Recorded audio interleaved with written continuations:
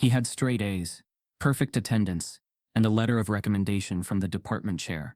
But during his final interview, the hiring manager slid his resume aside and said, "You people always think credentials are enough." The room froze. Everyone heard it. No one spoke.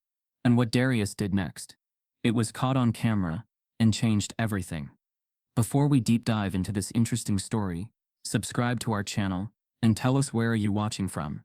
Share in the comments below. Darius Hill moved through the marble corridors of Warren University with an almost spectral calm. The tile floor echoed under his footsteps.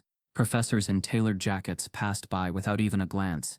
Students clustered in small groups discussing the day's lectures. But to nearly everyone, Darius was invisible. He was not invisible by accident. He had spent years mastering silence, wearing competency like a shield, so that when he was noticed, it would be for his work, not for his skin. From the moment he arrived as a freshman, he had outpaced everyone in his cohort.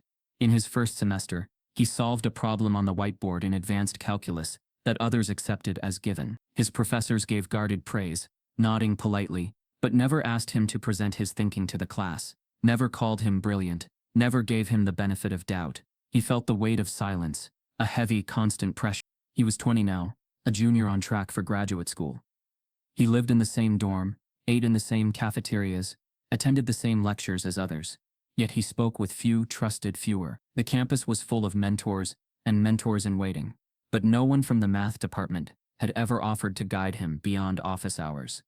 It wasn't a single blow. It was the steady drip of omission, the hollow courtesy of being tolerated but never nurtured. The math wing was an austere building of concrete walls and glass windows, overlooking the quad. In the early morning, light slanted through high windows, illuminating dust motes in the air. Darius made his way to Professor Kendricks's class, carrying a thin stack of note sheets and a bound notebook, every page filled with proofs, derivations, marginal notes. He passed the portraits of past mathematicians, white men with stern gazes, and wondered if one day his own portrait could hang there, or if the walls would reject him. Inside the classroom, the seats were arranged amphitheater style. Most students were already seated, casually chatting, tracing symbols on their scratch paper, while sipping coffee. Kendricks's class was notorious, one of the hardest, the most rigorous, the kind that filtered out anyone unworthy. It was taught in such a way that students whispered about it behind closed doors. He pushes you to your limit. He doesn't care who you are. The subtext was only the chosen survive. Darius took his usual seat, third row center. A vantage point he found allowed him the clearest view of the board. He arranged his pens, blank sheets, calculators. He felt that quiet prickle of tension in his skin, as though the air was charged. He glanced at the professor, Kendricks, tall, hawkish, hair slicked back, suit crisp, already gazing at the room with a faint tilt of disdain. Kendricks rarely called on minority students, rarely smiled. He had an aura of invulnerability. As the minutes ticked by, Kendricks lectured on differential topologies. The students tried to follow the complex abstractions. Darius's mind sharpened. He reconstructed in his head the geometry, the proofs bending in his thoughts. But as always, he remained silent, keeping his notes tucked, waiting for a chance to prove something tangible, undeniable, irrefutable. Then, as if on cue, Kendricks paused. The room stilled. He walked to the front, flipped the chalkboard to expose a blank slate. A hush spread. Darius's heart quickened, though outwardly he remained composed. Kendricks's lips curled in a faint, knowing smirk, the kind someone uses when they already hold the cards. He looked directly at Darius, the only one in the class he rarely acknowledged, and said, "Mr. Hill, come up here." A murmur spread across the desks. Students turned their heads, exchanging surprised glances. Darius's pulse tapped in his ears. His stomach tightened into a traitorous knot. He rose, gathering his notebook and notes, stepping into the light, toward the board. The class's eyes locked onto him, not as a peer but as a spectacle. Kendricks turned, and with chalk in hand, began to write a single equation. It sprawled across the board in angular strokes, symbols, integrals, unknowns looping into each other. It was unlike anything in the current syllabus. It had the complexity of a doctoral-level puzzle, a proof-born riddle. The way he wrote it was deliberate, confident as though this equation had long haunted classrooms, whispered about but never attempted. Darius felt a tremor inside, the weight of dozens of gazes. The air seemed to suck inward. He studied the form of the equation, layers of variables, hidden constraints, an impossibility embedded in the assumptions. He sensed its design. This was not a test of ability. This was a trap, a gauntlet meant to humiliate, to expose him. But in that moment, something fierce awakened inside. He would not shrink. He would not retreat. He stepped closer to the board. He let his eyes scan the hierarchy of terms. His mind raced in silent computation. The limit theorems, the hidden substitution, the method of Lagrange multipliers, the constraint embedded in the nested integrals. Each symbol spoke to him in a language he had rehearsed before bed. In midnight sessions, in empty classrooms, he connected one piece, then another, folding the spiral of logic outward. The students watched. Some leaned forward. Some exhaled with frustrated recognition of how far this was beyond their normal coursework. But they watched. The classroom that had ignored him, now fixated on him, as if Darius were either going to fail in spectacular fashion or prove something impossible. Time stretched. Darius worked the first layer, then the second. He connected properties about continuity and differentiability, assumed a substitution that simplified nested elements, recast integrals in alternate bases, and slowly chased a pathway forward. The chalk moved crisply in his hand, the board filled with his steps. He imprinted pivots and justifications, layering the logic so anything erroneous would stand out like a stain. He felt the familiar rhythm of solving, methodical, relentless, but there was a tension now. If a misstep appeared, the class would pounce. If he hesitated, Kendricks would slaughter. He wrote the final line, linking the equation's deepest constraint to a boundary condition nobody thought to inspect. As he erased the last bracket, he turned to the room. The board displayed a complete, clean solution. The line read, Limnen to FDFten. Yes. Or in words, the equation collapsed into a finite constant, with all unknowns resolved. Every step followed logically. The syntax held. The solution was elegant. A silence hung, then a breath, then another. The classmates stared, open-mouthed. Some exchanged glances, others leaned forward in disbelief. Kendricks's smirk vanished, replaced by a shadow of fury, his eyes narrowing. He stepped closer, scanned the solution, finger tracing lines, lips parted. The complexity was undeniable. The clarity was inescapable. But instead of applause, instead of acknowledgement, Kendricks raised his voice in cold accusation. This is impossible. You must have cheated. He turned to the room. No student in memory has achieved this. You must have had help. The class rocked with tension. Some nodded. Some looked uneasy. Darius's jaw tightened. He met Kendricks's eyes. Calm, defiant. I followed the logic, step by step, he said quietly, voice steady. But no one congratulated him. Instead, whispers rippled. How did he do it? Maybe he got the solution beforehand. But there was no proof, no email, no cheat sheet, just his work, raw and clean. Kendricks paused, as if considering a rebuttal, then pivoted. He closed the topic, telling the class to move on to the next section, as though nothing had happened. The students shuffled, unsure where to look. Darius backed away from the board, returning to his seat with his notes pressed tight. He felt heat in his cheeks, adrenaline pulsing in his veins, but outwardly maintained control. It was over, or so he thought. That evening, before dusk, Darius received a notice. He was to be suspended pending an academic hearing. He read the words in disbelief, due to allegations of academic dishonesty. The letter offered no proof. The accusations hung in the air like a blade. His heart stuttered against his ribs. That night, in his dorm room, he lay wide awake, replaying the board sequence, verifying each step in his mind, refusing to accept accusation. The silence of the campus felt malignant. In the distance, a floodlight cast elongated shadows through his window. He realized they didn't need proof. They only needed hesitation, suspicion, fear, and by morning, the stigma would spread.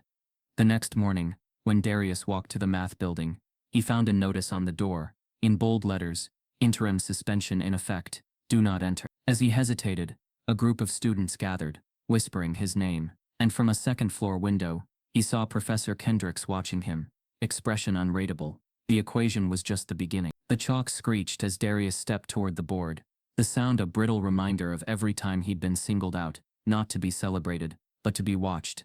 His fingers closed around the stick of chalk, cold and dusty, leaving faint white marks on his dark skin, like fingerprints of accusation. The classroom smelled of dry erase and old wood, but beneath it was the faint musk of tension, like a storm before it breaks.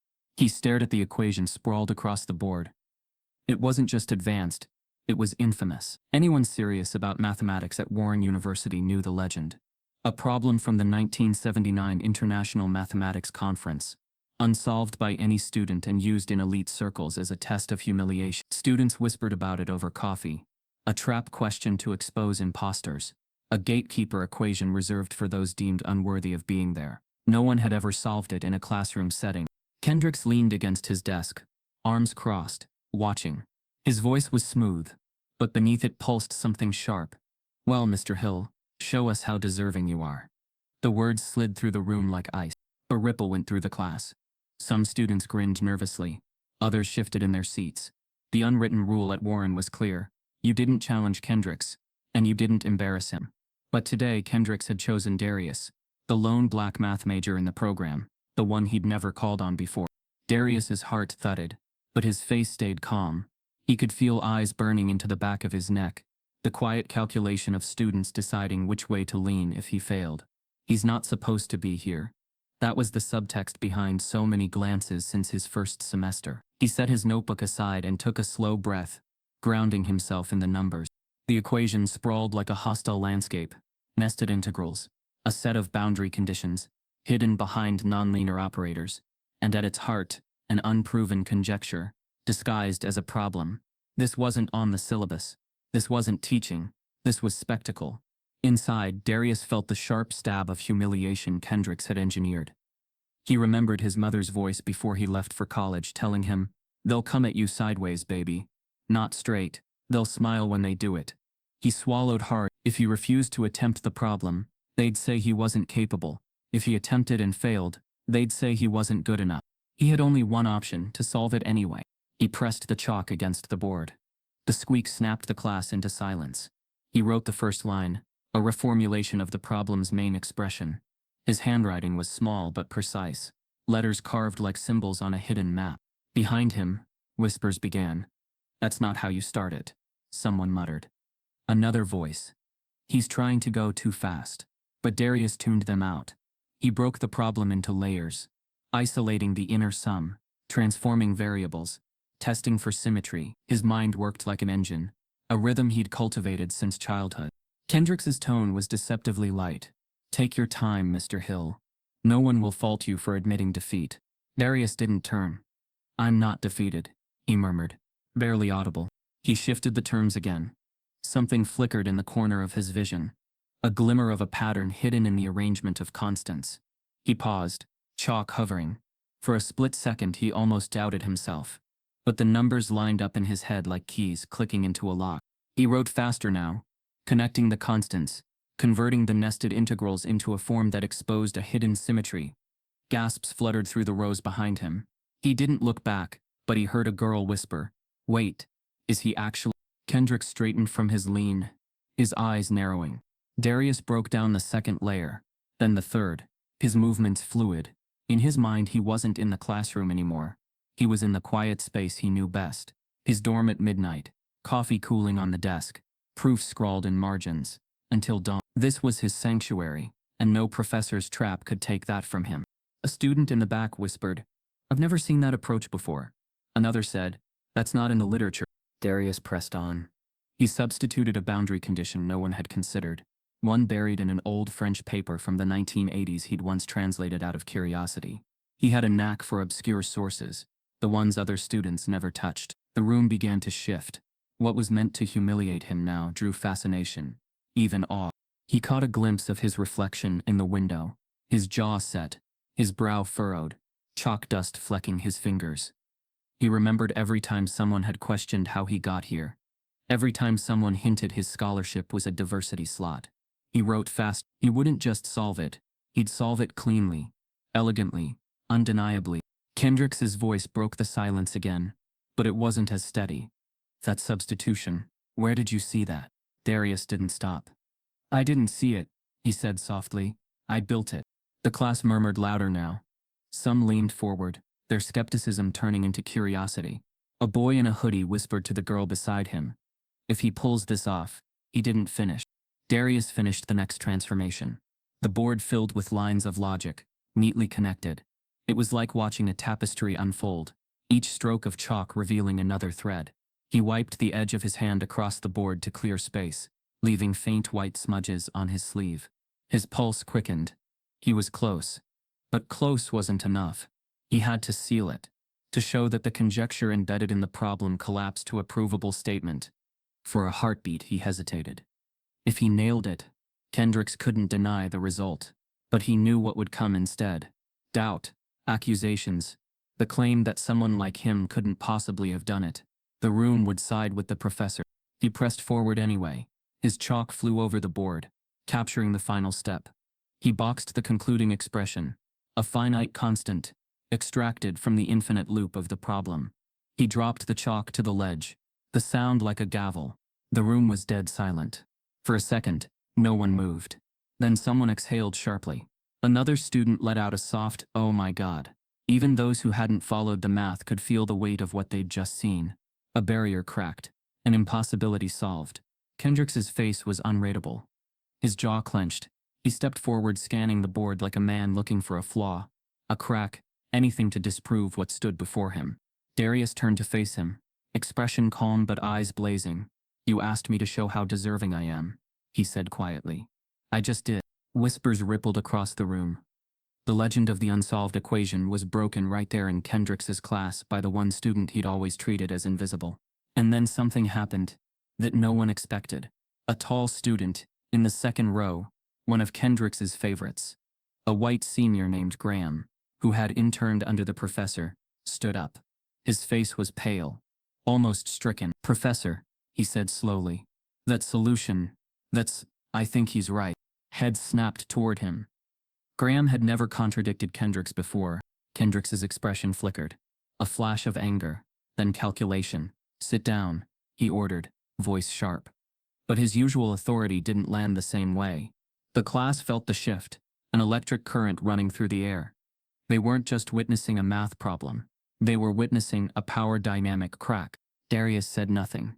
He let the board speak for itself. Kendricks took a slow step back, lips pressed thin.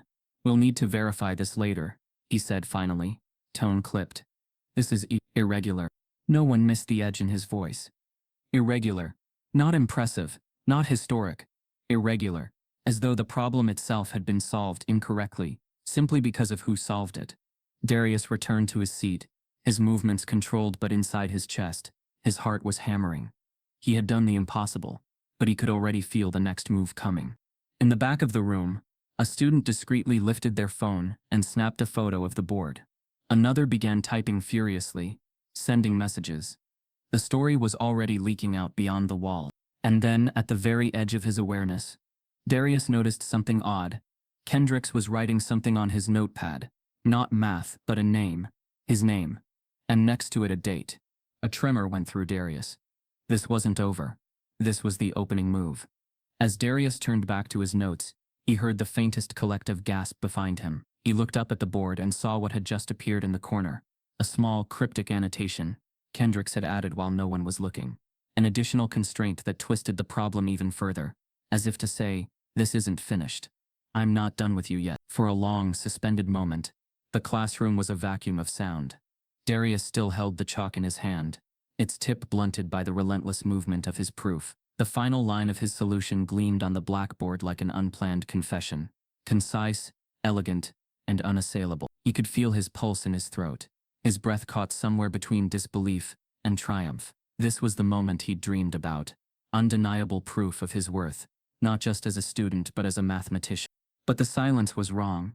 It wasn't the awe of recognition. It was the pause before a verdict. Professor Kendricks broke it with a voice that was colder than the tile floor. "That's enough," he said, stepping forward. "Step away from the board, Mr. Hill." Darius turned slightly, confused. "I've completed the problem," he said, his voice quiet but steady. "I said, step away." Kendricks's tone rose slightly, sharp as chalk snapping. Darius laid the chalk back on the ledge. He faced the professor, eyes steady, waiting for acknowledgement. Instead, Kendricks's gaze swept over the board, scanning each line of the solution like a detective looking for contraband. He turned back to the class, lips pressing into a thin line. This is not possible. A ripple of unease moved through the rows of seats. Students exchanged glances, the air shifting from curiosity to discomfort. Graham, the tall student who'd spoken up earlier, muttered, "It looks right." Kendricks pivoted sharply, eyes narrowing at him. "You are not qualified to assess this," he snapped. "No one in this room is." He turned back to Darius. "Where did you get this solution?" Darius blinked, as if the question were in a foreign language. "I derived it. Here. In front of you." "Impossible," Kendricks said, his voice like stone. "No undergraduate could have produced this, certainly not under these conditions." There it was. The subtext surfaced like an oil slick. "Certainly not you." Darius's chest tightened. He knew better than to explode, knew how quickly anger would be reinterpreted as aggression. He kept his voice measured. "Professor, every step is on the board. You can follow the logic yourself." But Kendricks's expression was already set. "You had access to this solution before class. You must have." Whispers surged in the room. "Maybe he did," someone muttered. Another said, "How else could he?" Darius felt the room tilting against him. He turned slightly toward the students. "You all watched me write it. Kendricks cut him off. "Enough. You have embarrassed yourself." The words hit like a slap. Embarrassed himself. He'd just done what no one else had done in decades. Kendrick stepped closer to the board, scanning again. "This proof resembles work I've seen in a restricted archive," he said almost to himself. "It's uncanny." "That's because the math is correct," Darius said, his voice trembling now with contained outrage. "Not because it's stolen." Kendricks looked up sharply. "Watch your tone." Darius swallowed the words rising in his throat. He wanted to say, "Would you speak to me this way, if I were someone else?" But he knew it wouldn't matter. The script was already written. Kendricks turned to the class. "We will resume our lecture. Mr. Hill, you may return to your seat." But when Darius sat down, the whispers didn't stop. They swirled like a low tide around him, pulling at his reputation. He caught fragments. "Cheated. Must have had help. Impossible." And each one lodged under his skin like a splinter. He kept his eyes on his notebook, pretending to take notes, but his hands were trembling. As the lecture droned on, Kendricks never once looked his way again. When class ended, Darius stayed behind, waiting for the room to empty. He approached the professor's desk, heart pounding. "Professor Kendricks," he began quietly, "I'd like to talk about your accusation." Kendricks didn't look up from his papers. "There's nothing to discuss. The matter will be handled through official channels." "What matter?" Darius asked, incredulous. "You accused me without proof." Kendricks finally looked up, his eyes cold. "You expect me to believe you solved that on your own? Do you have any idea what that problem represents?" "Yes," Darius said firmly. "I do, and I solved it." Kendricks stood, towering over him. "We'll see what the committee thinks." Darius's stomach dropped. "Committee? I've already forwarded my concerns to the Academic Integrity Office." Darius stared at him. "You filed a complaint?" Kendricks began gathering his papers. "Take my advice, Mr. Hill. Withdraw quietly before this becomes formal. Save yourself the humiliation." It was the same tone he'd heard his whole life from authority figures. Calm, patronizing, lethal. He turned and left before Kendricks could see the heat rising behind his eyes. Outside the classroom, the hallway felt colder. Students passed him without meeting his gaze. Word was already spreading. He could feel it. By the time he reached his dorm, his phone buzzed with a message from a classmate. "Dude, is it true? Kendricks said you stole the solution." He dropped the phone onto his bed, staring at the wall. It was happening faster than he'd feared. That evening he went to the library, hoping the familiar smell of old paper would calm him. He pulled down the journal where the original 1979 problem was published, retracing the steps in his mind. Every line of his proof was his own. He had nothing to hide, but he knew the narrative already. Black student, impossible achievement, must be cheating. He thought of the other faces on campus, the few who looked like him, some already gone from the program. A quiet voice broke his thoughts. "You okay?" He looked up. It was Graham, the tall student from class. "I don't know," Darius said, closing the journal. "Do you think I cheated?" Graham hesitated. "No. I watched you. You did it." "Then why didn't you say more?" Graham shifted uncomfortably. "You don't understand how Kendricks works. He'll ruin you if you push him." Darius's jaw clenched. "He's already trying." Graham lowered his voice. There's a rumor. He's done this before. Not exactly like this, but he stopped, glancing around. I shouldn't even be talking to you. Why? Because he'll find out. And then he'll come after me too. Darius stared at him. The realization settled like a weight. Kendricks had power not just over grades but over futures, and the students knew it. That's why they stayed silent.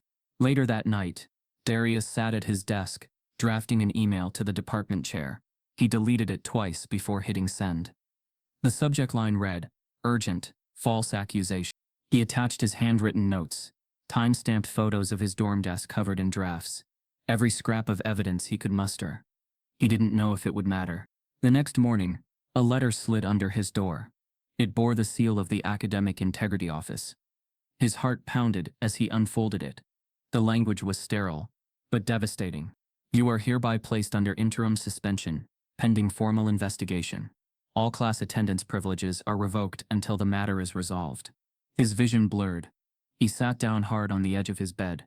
It had taken less than 24 hours.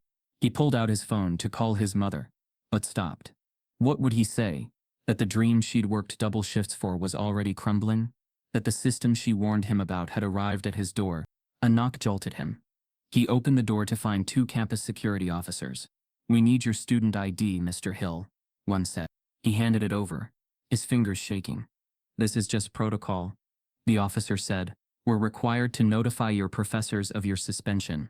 "Am I under arrest?" Darius asked. "No," the officer said, but his tone had the same detached weight as the letter. "But you're not permitted in academic buildings until this is resolved." They left without another word.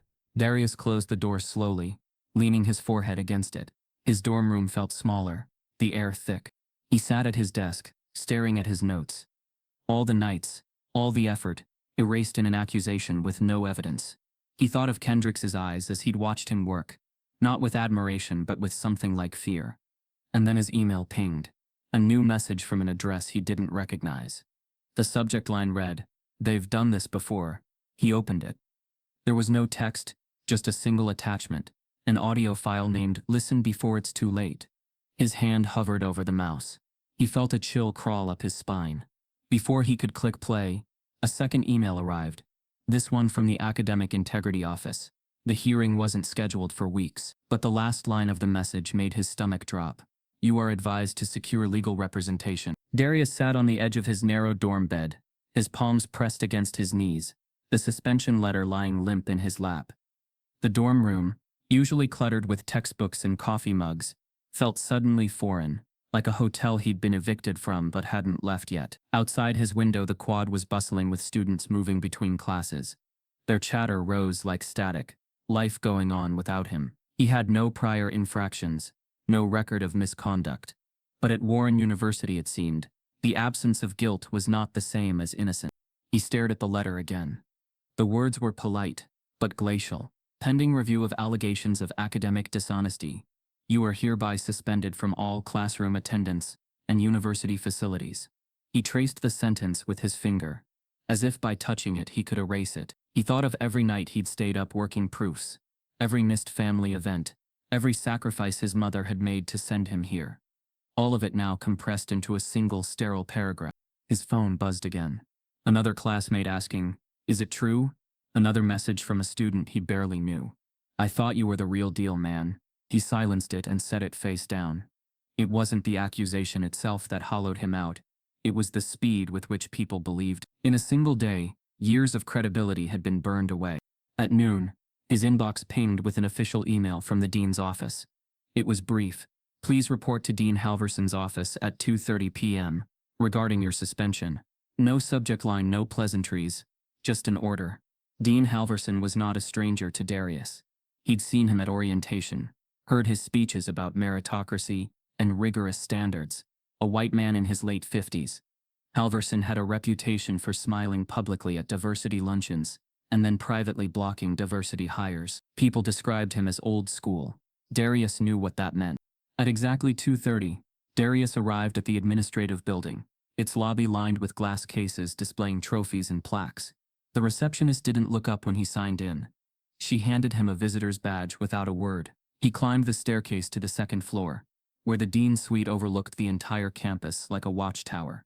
Halverson's office was large, but dimly lit, the blinds half drawn. Bookshelves lined the walls. Thick academic tomes mixed with framed photographs of him shaking hands with donors and trustees. A globe sat in one corner, its oceans faded from years of sunlight. The decor said, "I have tenure, I have power."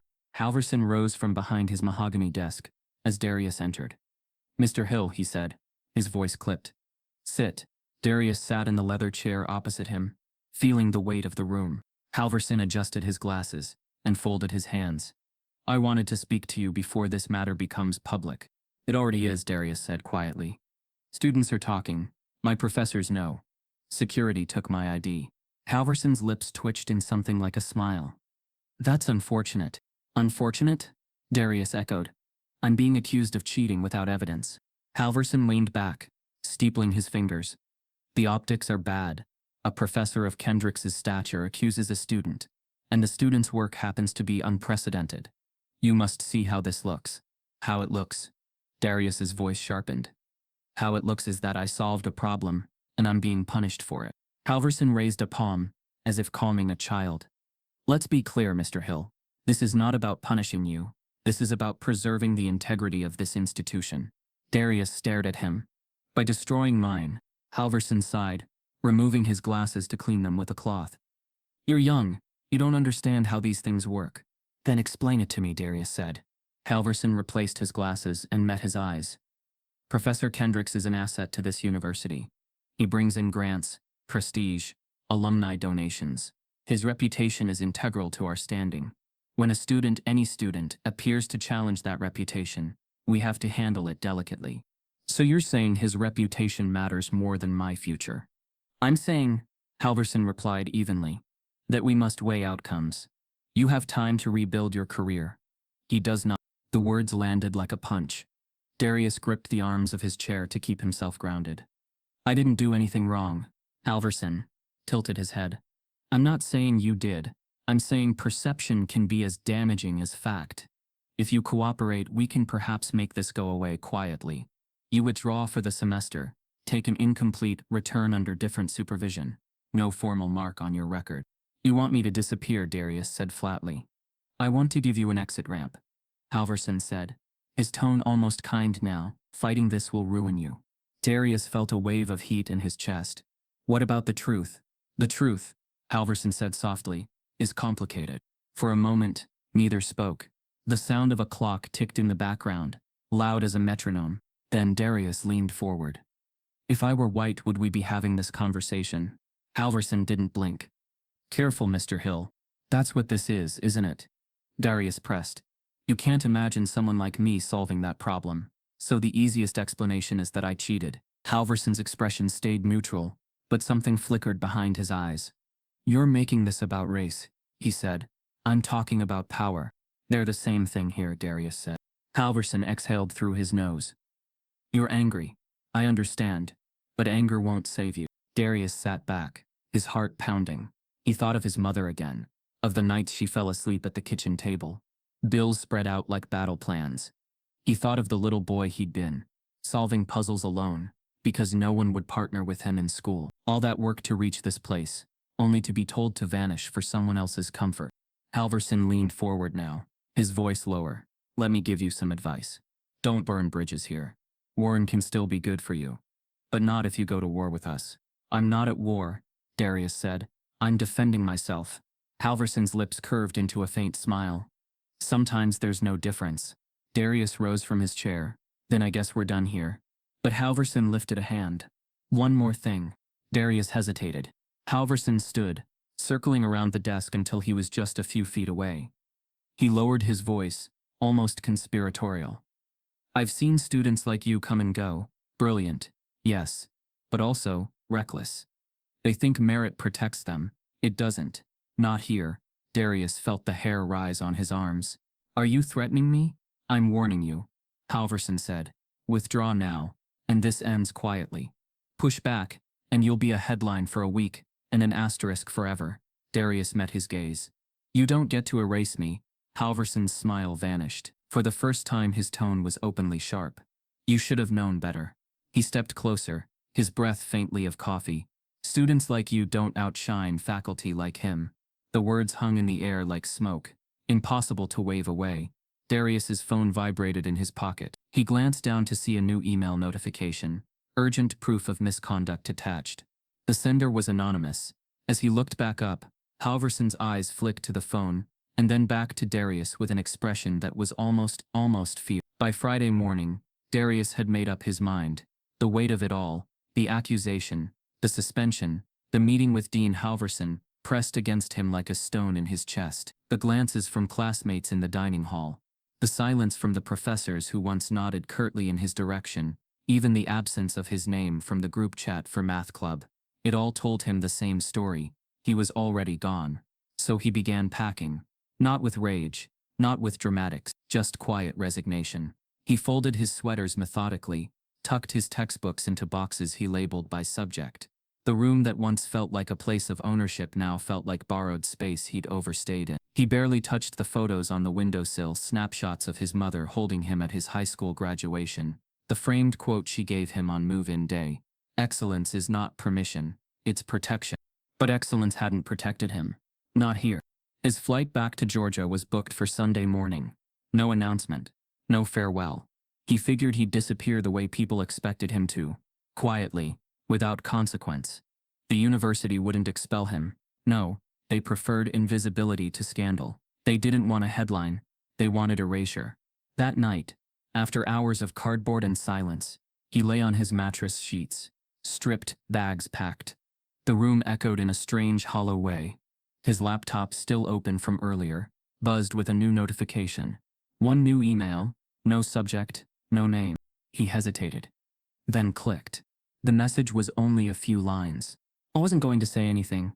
I didn't think it was my place. But I was there. I heard them talking. They planned to trap you. Kendricks. Plus 2 others. This wasn't about your work. It never was. There was no signature. Just a Dropbox link. And one chilling sentence. This'll shut him up for good. His stomach turned. He clicked the link. An audio file. 78 seconds long. The file name was cryptic. Like a timestamp. 0417, 2SM, faculty.m, 4A. He sat upright, palms suddenly sweating. The room felt smaller, like the walls were bending in. He hit play. A recording started mid-conversation. The voices were unmistakable. Professor Kendricks. Another man, likely Professor Reinhardt from probability, and a third, probably their department chair, Gree. Kendricks spoke first. Look, he's sharp. I'll give him that. But this is a game. We can't let the department become a trophy shelf for affirmative action wins. Reinhardt laughed. Let him try. No one's cracked that problem since '79. He'll trip himself up trying. Then Gree. And if he doesn't? Kendricks. Then we say it's suspicious. There's no protocol for how he solved it. No one will believe he did it unaided. Reinhardt. Especially not him. A pause. Laughter. Kendricks again. This'll shut him up for good.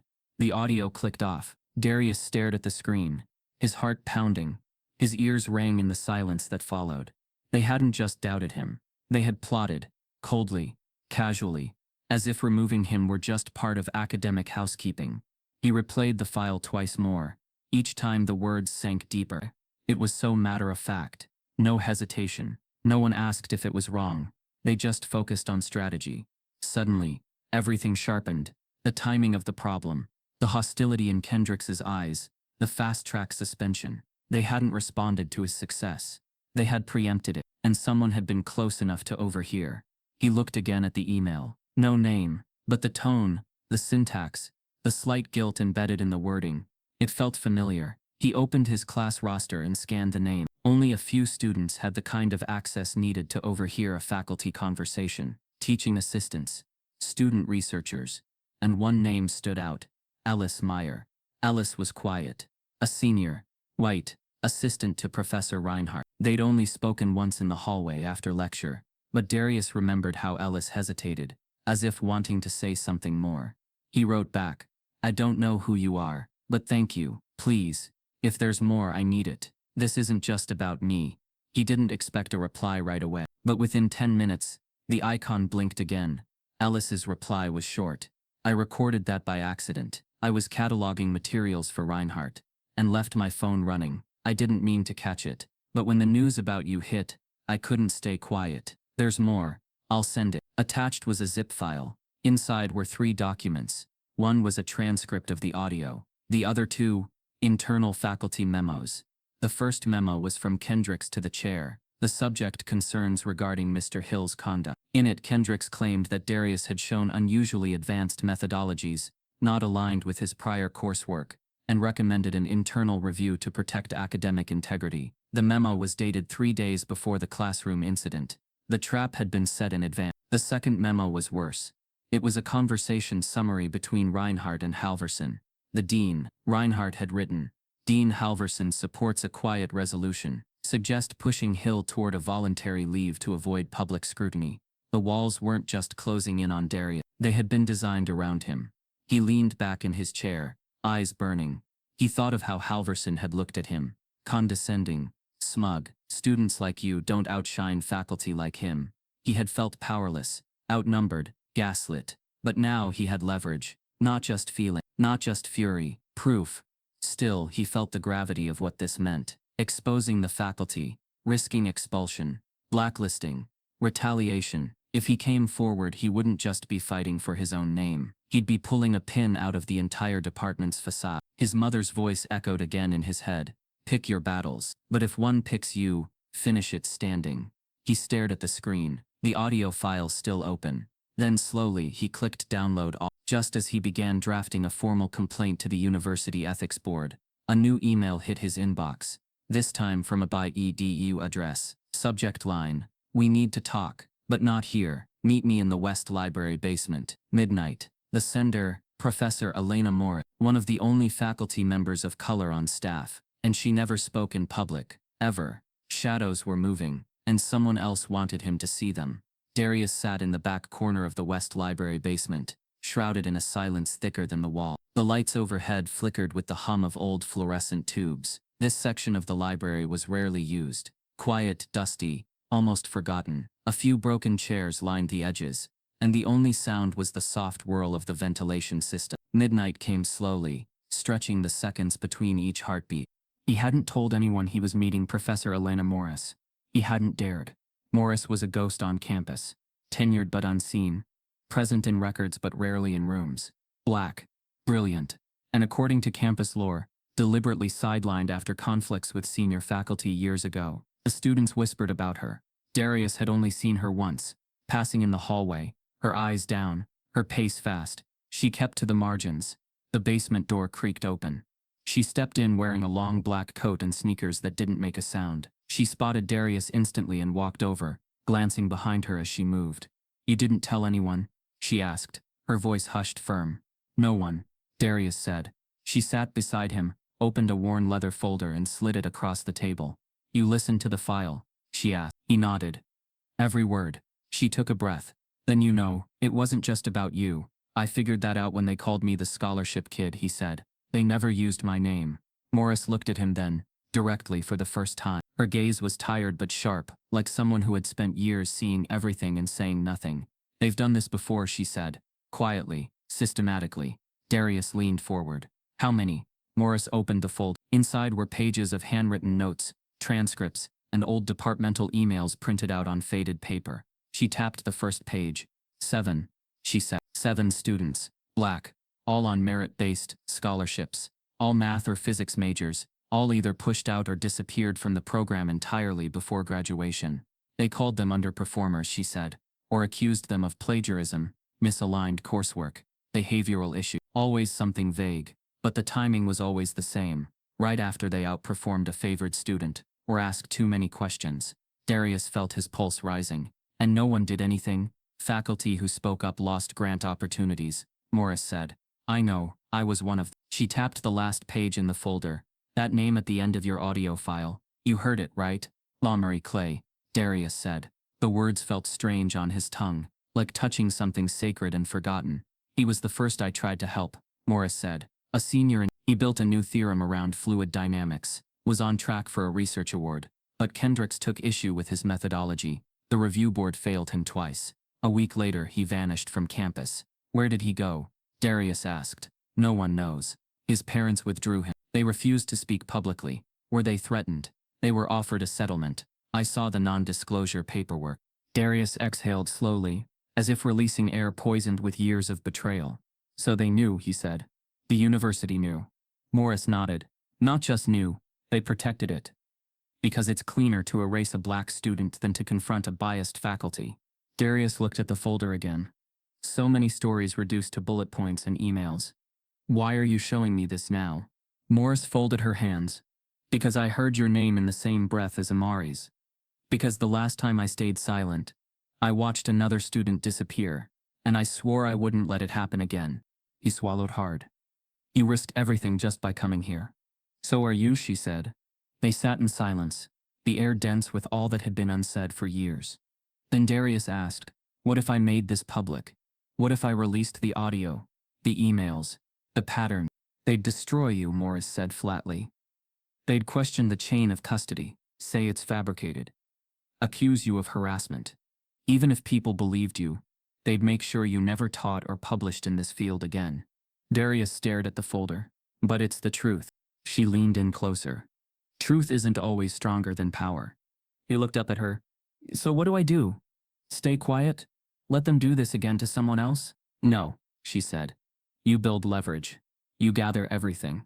Witnesses, patterns, statements. You build a case so airtight that when you speak, they can't breathe. Darius nodded slowly. It wasn't just about vindicating himself anymore.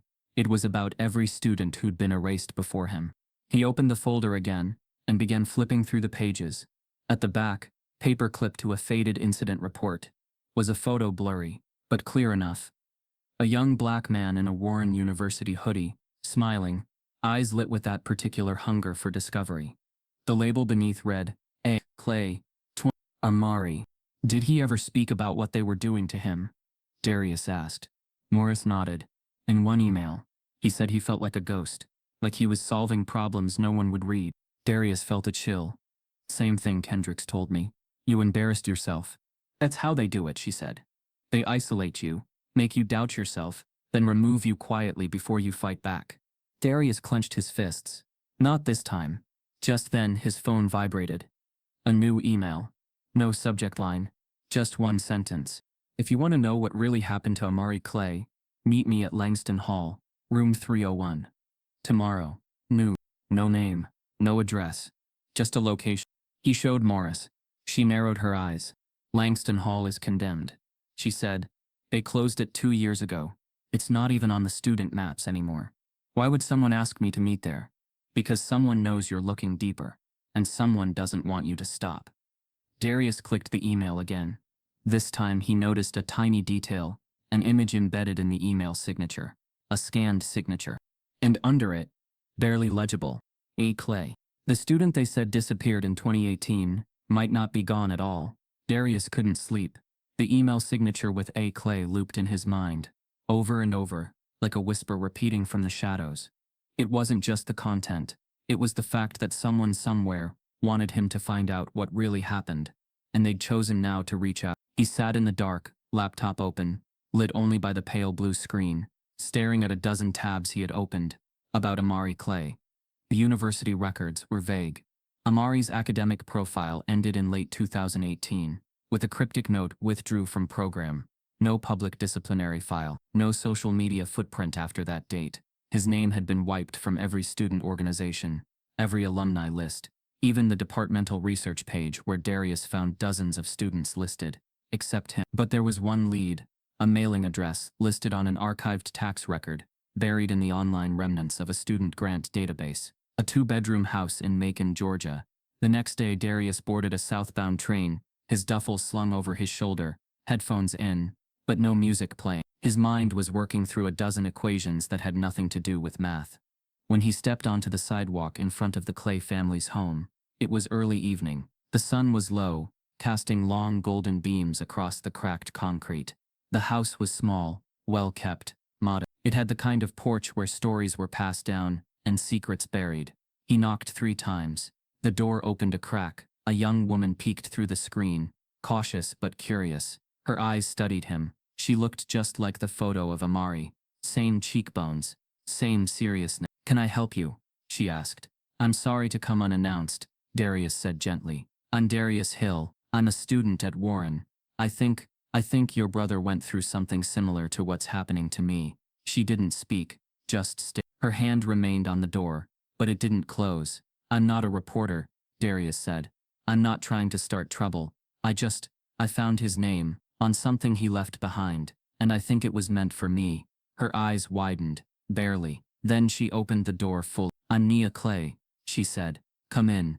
The house smelled of sage and lemon oil. On the wall was a framed photo of Amari in a cap and gown from high school, grinning wide with eyes full of promise. On the shelf below it, a smaller frame held a newspaper clipping.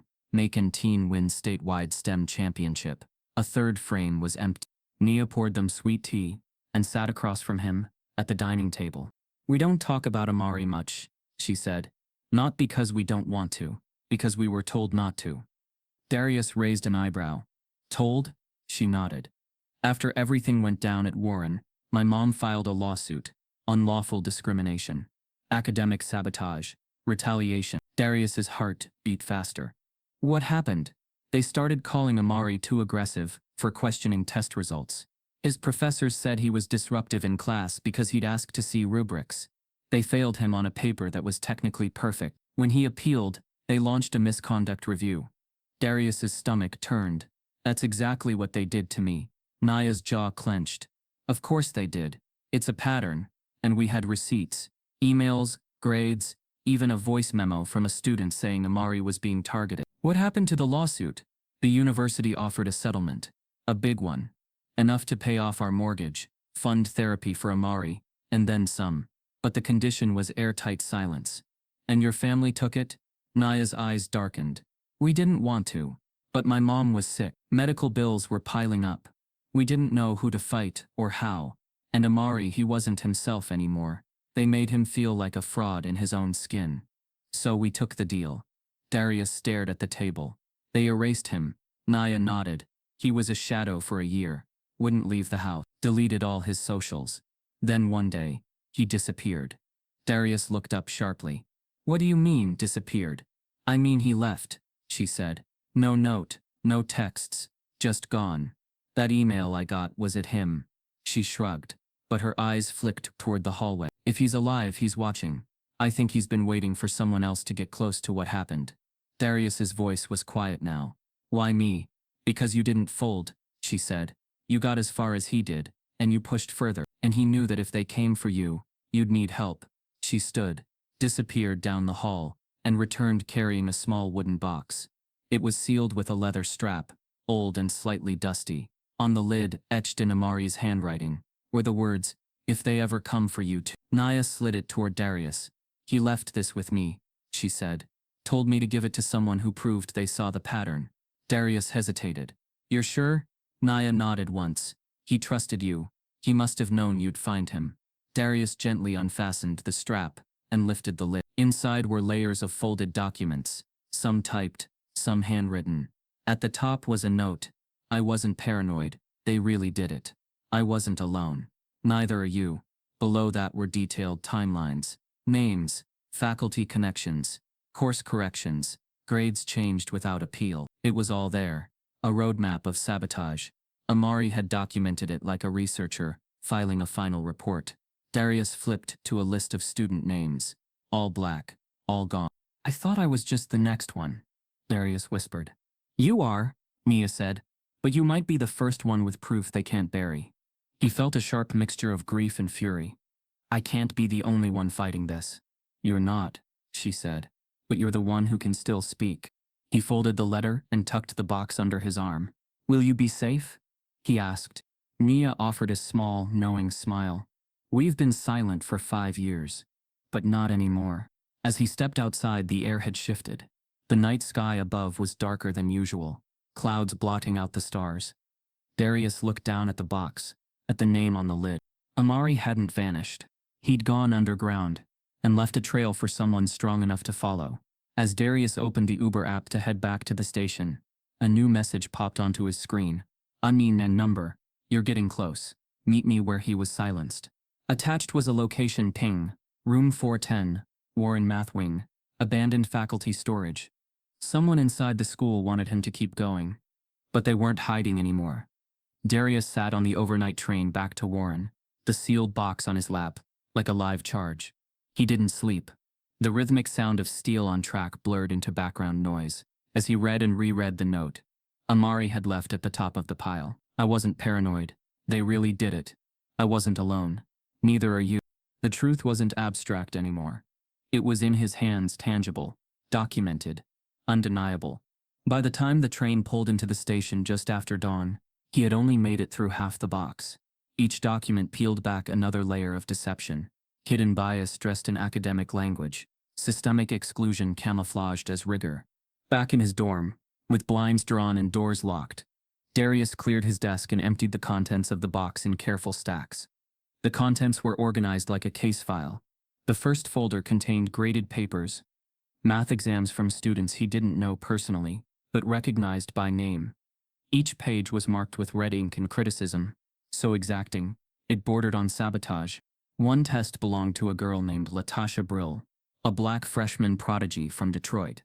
Her answers were technically correct, but her professor Kendricks had deducted points for incomplete notation on a problem that was solved in a commonly accepted format.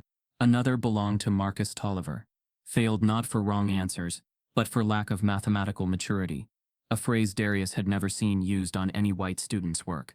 Stapled to each paper was a memo written in cold, precise language. Reinforce academic standards. Monitor closely for future inconsistencies. Flag for performance review if continued deviation occurs. It wasn't evaluation. It was targeting. Then came the second folder, printed internal emails. The subject lines ranged from routine, meeting on departmental grants, to quietly insidious concerns regarding first-year admits. He scanned one exchange between Kendricks and a faculty member named Brewer. Kendricks! We've got another one. Hill. Sharp, but you can feel the chip on his shoulder already. Let's keep expectations tight. Brewer. You mean another high achiever with a point to prove? Kendricks. Exactly. These diversity hires come in gassed up. Better to check them early before they become a problem. The language made Darius nauseous. He clicked through more. In one email, the department chair referred to a grant-funded summer program for minority students as optical PR. Another thread mocked a request from a black female student for a curriculum review.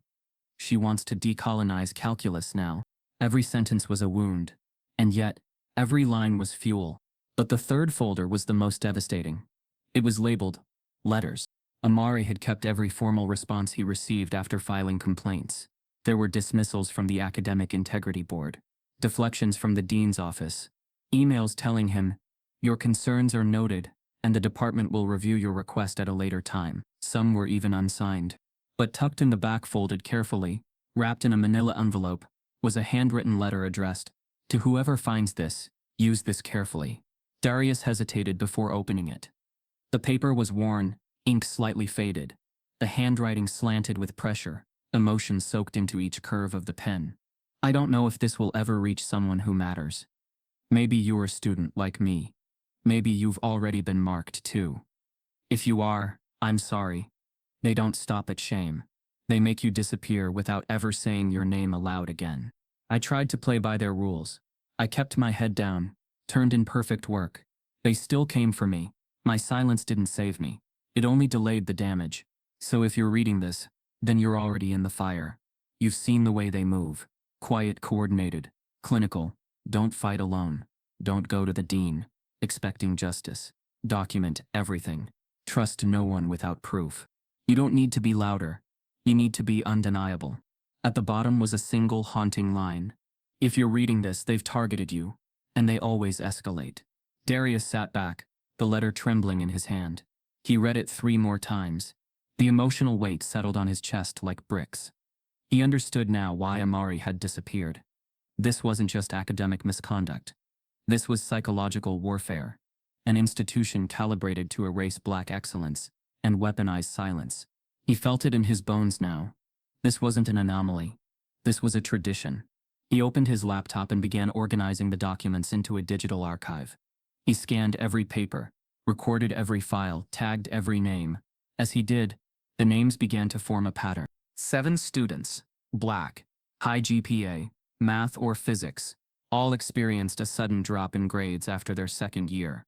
All flagged for attitude, rigidity, or dishonesty. All vanished from records before graduation. And every one of them had taken at least one course with Kendricks, Brewer, or Reinhardt. His phone buzzed.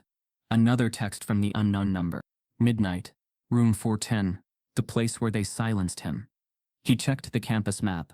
Room 410 wasn't listed on any public floor plan. But he remembered it now, tucked behind the old faculty lounge, past a locked maintenance hallway. Students weren't allowed there. It used to be a storage room. Maybe still was. But someone wanted him to find it. And someone else clearly hoped he wouldn't. As he prepared to leave, he paused by the box. One more time he flipped through the final envelope, where Amari had scribbled odd notes and margins, phrases like, staff interlock, and Graves approved in absentia. Then one line jumped out. Student budget cut proposal. Meeting March 20. He pulled it from the envelope. It was a budget memo. One line item had been marked out and rewritten in pen. Eliminate TA positions from Equity Initiative. Reassign to General Fund. Next to it a note in Amari's handwriting. They used budget policy to break the pipeline. No TAs, no mentorship, no retention, paper racism. Darius shook his head, stunned. They hadn't just sabotaged grades. They had engineered structural removal. He looked around the room, suddenly hyper-aware of the silence again. This wasn't just about fighting for his name anymore. It was about stopping a machine that had been fed students like him for years. As he zipped his bag and moved toward the door, his phone buzzed one final time before midnight. This time it wasn't from an unknown number. It was from Professor Kendricks. The subject line read, "Mr. Hill, we need to speak. Privately." And below it, just one sentence. "I know what you've been reading. Don't make the same mistake Amari did." Darius stood in the rain outside Warren's administrative building, the letter still damp in his hands. It was barely past sunrise. A steady drizzle fell, as if the sky itself had finally understood the gravity of what was happening. The letter was short, sterile, and brutal. Effective immediately, your merit-based housing and scholarship support have been suspended pending the resolution of your academic conduct case. You are instructed to vacate university housing within 72 hours. He read it again, then again. They weren't just accusing him now. They were erasing him. He could almost hear Halverson's voice behind the letter. Withdraw quietly before this becomes formal. And now, this not just the suspension but homelessness by bureaucracy. The decision wasn't about rules. It was punishment through paperwork. Vengeance wrapped in policy. He stared up at the Gothic arches of the administrative wing and realized Warren University wanted him gone before he could make noise. And they were accelerating the process. Back in his dorm, the air felt colder than usual.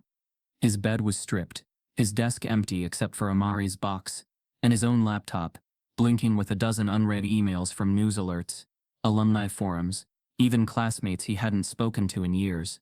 Some were curious, others were accusatory. No one offered help. Darius packed in silence, not angrily, just mechanically. A shirt here, a book there. He folded the evidence Amari had left, piece by piece, and tucked it into a second bag. That would come with him. Even if he had to sleep in a stairwell, that box would stay close. As he zipped the final bag, a knock sounded on the door. He froze. Campus security? Dean's office? Worse? The knock came again, softer this time. He opened the door. Standing there was a tall black man in a faded green custodial uniform. Bald, late 50s, quiet eyes behind wire-rimmed glasses. He held a mop handle like a walking stick, and a ring of jangling keys hung from his belt. "Mr. Hill?" the man asked. Darius nodded. "Yes?" The man looked down the hall, then back at him. "Name's Reeves. I clean the upper wings. Been here going on 21 years. Darius said nothing. He was exhausted and confused. Reeves glanced again to make sure no one was watching. Then he stepped inside, closing the door gently behind him. "I won't stay long," he said. "I just came to say I saw what they did." Darius blinked. "What?" "In the math building," Reeves said. "That day Kendricks gave you that equation. I was on shift, mopping down the hallway during lecture. I don't understand." Reeves lowered his voice. "I'm not supposed to be in the faculty wing when class is in session. But they leave the AV system running sometimes. Audio feeds from certain rooms get stored automatically for review. Security reasons." Darius's eyes narrowed. "And you have access to that?" Reeves shrugged. They trust I won't pay attention. But I pay attention to everything, Mr. Hill. Especially when it involves students who look like me. The silence thickened. Reeves continued. I heard the lecture through the panel feed. I heard Kendrick say the problem was designed to filter out students who didn't belong. I heard what happened after you solved it, and what he told the department later that night. Darius sat down slowly. You're saying there's a recording? Reeves nodded. There was, and I copied it. He pulled a small flash drive from his pocket, wrapped in black electrical tape. He placed it gently on the desk next to Amari's box. Darius stared at it. Why are you helping me? Reeves took a breath. His voice was soft, but his jaw was tight. Because I've watched this happen for years. Quiet erasures. Problem students moved off campus. Paper trails designed to look like failure. I saw it with Amari. I saw it with Latasha. I saw it with you. And I've got a son, your age. If he walked into a room like that and they tried to strip him down for being too smart, he paused. I'd want someone to stand next to him. Darius felt his throat tighten. Reeves stepped back. That drive's yours. Don't trust the university's cloud. They'll wipe it clean. Always have backups. Keep moving quietly. Darius stood up. Wait, is there more? Anything else I should know? Reeves looked him straight in the eye. The university won't just try to discredit you. They'll try to discredit what you found. People will question if the audio was doctored. If the documents were forged, they'll say you had a grudge. I don't, Darius said. I know that. But truth doesn't travel fast here. Scandal does. He moved to the door. You've got one shot to make this count, son. Don't waste it playing by their rules. As he stepped into the hall, Darius called out. Why now? Why not earlier? Reeves turned, resting his hand on the mop. Because before, the students were scared. Alone. They folded. And me. Reeves smiled faintly. You didn't. Then he was gone. Darius sat down at his desk. The flash drive glinted under the fluorescent light. He plugged it in. The file folder opened. RM307 audio in Turner. 3 files. He clicked the first one. It was the classroom recording. Clear. Kendrick's voice sharp and disdainful. Let's see how far Mr. Hill can bluff before the numbers expose him. He clicked the second. It was a faculty meeting. Kendrick's again. We can't risk him submitting that proof to the department archive. We flag it now, or we deal with this in the media later. Then the third. A voice Darius didn't recognize. We don't need another Amari Clay situation. Get ahead of it. If that means pulling his funding, we pull it. Darius leaned back in his chair, breath ragged. It wasn't just theory now. It wasn't just patterns. He had them, on tape. And now, someone else besides Amari had stood up. Someone unexpected. Someone who had been watching from the edges the entire time. His phone buzzed. A text from the academic financial office. Please schedule an appointment to discuss permanent revocation of scholarship aid. Below it, a second message came in. Unknown number again. They're trying to cut you off before the hearing. Don't let them. Go to room 410. Tonight. He grabbed his jacket. The wind outside howled as he stepped into the darkness. Flash drive pocketed. Amari's documents slung over his back. He wasn't running anymore. He was building a case they couldn't silence. As he passed the courtyard toward the math building, a shadow moved behind the glass of room 410. The light flickered once, then went black. When he reached the door, it was already open. Inside, someone had been waiting. And they left a folder labeled, Department Archive, Deleted Submissions. Room 410 was colder than Darius expected. The overhead lights had been cut, the only illumination coming from a single desk lamp left on in the corner. It cast long shadows across filing cabinets and old university banners folded into boxes like relics. The air smelled like dust and varnish, the scent of forgotten things. The folder was sitting alone on the desk, its tab labeled in thick marker. Department Archive. Deleted Submissions. Darius didn't touch it right away. He stood in the doorway, listening. No sounds, no footsteps. Whoever had left it wanted him to find it, but not to know who they were. That anonymity wasn't fear, it was strategy. Finally, he stepped forward, heart pounding. He flipped open the folder. Inside were printed emails and flash drives paperclipped to memos, all tagged with names and dates. The first line of the cover sheet made his hands go numb. This file contains coursework, proofs, and video evidence submitted to the mathematics department between 2015-2019. All materials were flagged, intercepted, or erased before formal review. Every deleted student was here. Amari, Latasha, Marcus, and now, Daria. He flipped to his own name. A sealed envelope was marked. Hill D. Lecture hall feed, 10:42 a.m. He ripped it open. A single USB drive fell out, with a sticky note attached. From maintenance server. Mirror copy. Watch it. Share nothing until it's safe. He didn't wait. Back in his dorm, laptop open, curtains drawn, he inserted the drive and played the footage. The surveillance camera was fixed in the top corner of Lecture Hall 3, a wide-angle view of the professor's podium, the chalkboard, and the first 5 rows of seats. No sound, just grainy video. Timestamp 09:59:42 a.m. Kendricks walked in, alone, carrying a leather folder and a whiteboard marker. But what came next made Darius sit up straight. Kendricks didn't write the equation immediately. First, he pulled a folded piece of paper from his coat pocket. He opened it, stared at it, and then this was critical, switched it out with another paper already on the podium. He folded the original and slipped it into his bag. The new one, he used that as the basis for the equation he wrote minutes later. A few minutes after that, Professors Brewer and Reinhardt entered, early, quietly, taking seats in the corner. Kendricks leaned over and whispered to them, covering his mouth like a football coach calling a play. Seconds later, he glanced up at the camera directly at it, and smirked. That was the moment the trap was set. The impossible equation wasn't a teaching opportunity. It was an ambush, coordinated, clean, built to fail the person solving it. And Darius, caught in the crosshairs, had survived the gunshot, and now held the bullet. He watched the video twice more. Zoomed in, screen-capped frames, saved them all, sent encrypted backups to a dummy account, then copied everything to an external hard drive hidden behind his mattress. He didn't call the media. He called the one place the university still pretended to respect, the Board of Trustees. After an hour-long phone negotiation, and a veiled threat to go public with independent footage, he was granted a meeting. 2 days later, he walked into a conference room on the 12th floor of Warren Hall. Marble floors, polished wood, a wall of windows overlooking the quad below like a cathedral of oversight. 12 board members. 8 men, 4 women, 11 white, 1 black. The university president, Dr. Kaylin Murnell, sat at the head of the table, flanked by 2 attorneys. Her hands were folded, her face unreadable. Darius took his seat across from them, flanked only by his evidence. A projector screen lit the room. "This," he said clearly, "is what you refused to ask for." He inserted the drive. The footage played. Kendricks entering, the paper switch, the whispering, the glance toward the camera. At the 5-minute mark, someone at the table murmured, "What's that he's doing with the notes?" At 7 minutes, another leaned forward, whispering something to the university council.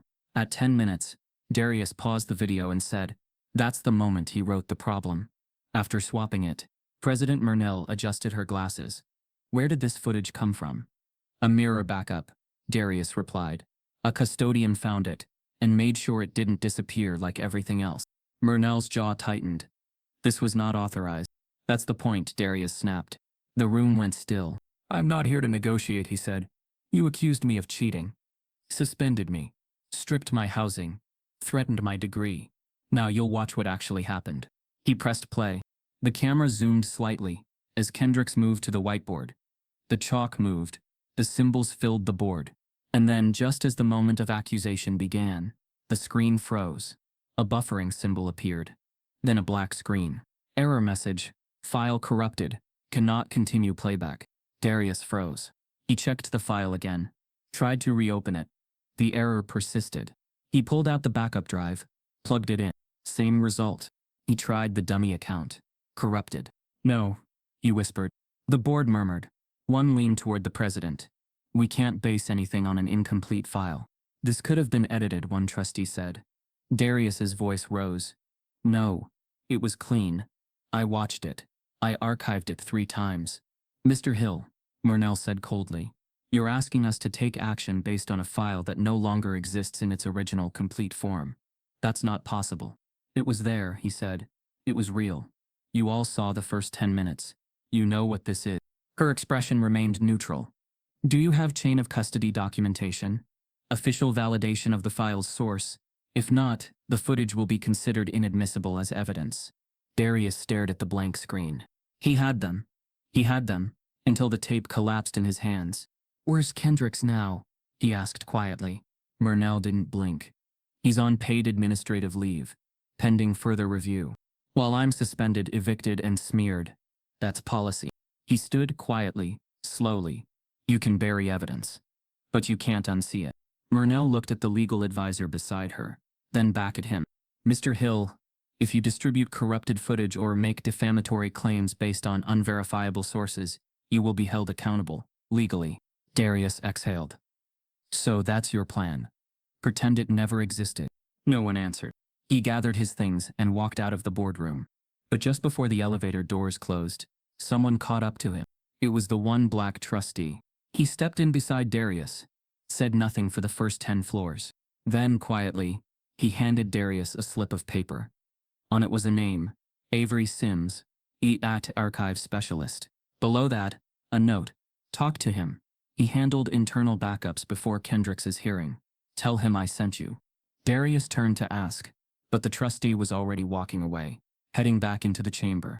That night, when Darius went to visit Avery Sims in the university's basement IT wing, he found the room dark, light bulbs flickering, door ajar, and on the server desk, written in permanent marker on a whiteboard, "You're not the first one they've tried to silence, but you might be the last." Avery was gone, but the hard drive was still spinning. The IT archive room was still humming. The glow of servers bathed the walls in soft blue light. The temperature hovered just above cold, the air recycled and sterile, but Darius barely felt it. His pulse was too loud, his thoughts too fast. Avery Sims was gone. That much was clear. But the note scrawled on the whiteboard, "You're not the first one they've tried to silence, but you might be the last," felt like a trapdoor swinging open beneath his feet. He walked carefully through the aisles of humming machines until he reached the terminal Avery had left on. A black screen blinked. No login prompt, just a cursor. Next to the keyboard was a sticky note. Admin code escalate. Darius typed it in, unsure what would happen. A hidden folder unlocked. Warren mirror serve backups UN auth hall feeds. Inside were time-stamped video files. Hundreds of them. Most were generic lecture hall footage, but one file caught his eye. 3-on-7 Kendrick's in-class prep final. The same file from earlier. Except, this one opened. Clean. Uncorrupted. He scrubbed through the timeline. Kendricks entered. Paper switch. Whisper to Brewer. Glance at the camera. Everything. Even the ending. Even the moment Kendricks accused Darius. The original footage hadn't been corrupted. The boardroom copy had been tampered with. Someone inside had planted the damaged file, and someone else had left this version behind, waiting to be found. Darius copied the footage to a fresh drive and erased his digital footprints from the system. Every click felt louder than it should have. The paranoia now had roots. He stepped out of the IT wing, just before 3. That's when he found her. Leaning against the concrete wall near the stairwell was Dr. Elena Morris, her coat draped around her shoulders, eyes shadowed by exhaustion but burning with purpose. You found it, she said softly. Darius stopped, stunned. How did you? She gestured for silence and waved him toward a nearby faculty lounge. The lights dimmed, the doors locked behind them. Only when they were alone did she speak again. You weren't supposed to find that room, which means someone's feeding you breadcrumbs. Was it you?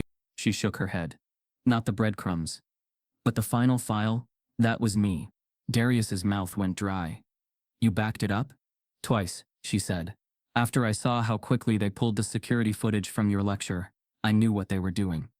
I've seen it before. He stared at her, mind racing. Why help me now? Morris sat down heavily. Because I watched what they did to Amari Clay, and I told myself I wouldn't let it happen again. Darius leaned forward.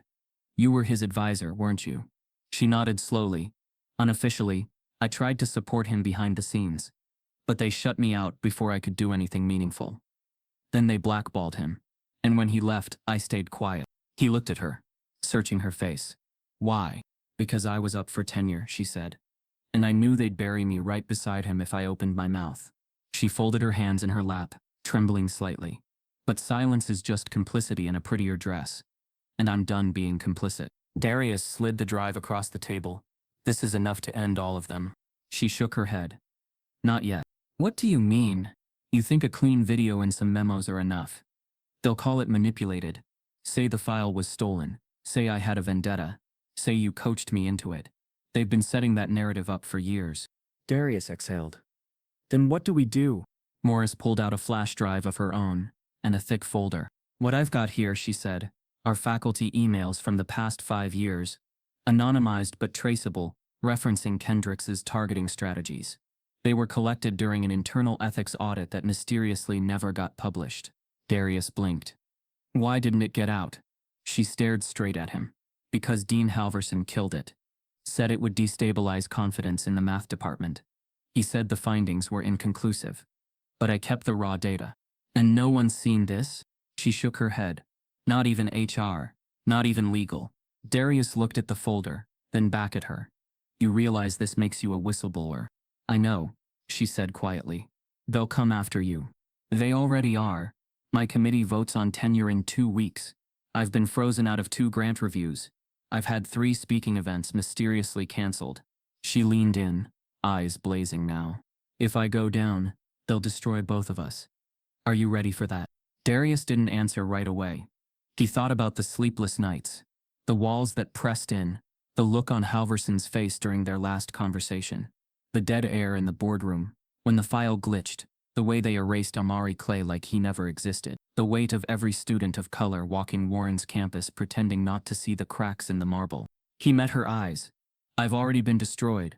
Not yet, she said. But you're on the edge. He reached for the folder. Then let's jump. She nodded once. But we do it smart, she said. No leaks. No viral videos. Not yet. We go to the one place they still haven't corrupted. And where's that? External accreditation board, she said. If they get a verified faculty complaint alongside student evidence, they'll launch an independent investigation. And that gets federal attention. Especially if civil rights violations are on the table. Darius sat back. Then we go to them. Tomorrow, she said. Tonight you rest. I'll prep the report. As he left the lounge, the weight in his chest lifted slightly. It wasn't gone, but it shifted. No longer just pain. Now a plane. Back in his room, Darius stared at the ceiling. He still didn't know who left that folder in room 410. He still didn't know what happened to Avery Sims. But now, for the first time since this nightmare began, he wasn't alone. He opened Amari's letter again, the final line echoing like prophecy. They always escalate. The next morning, Darius received an unexpected email.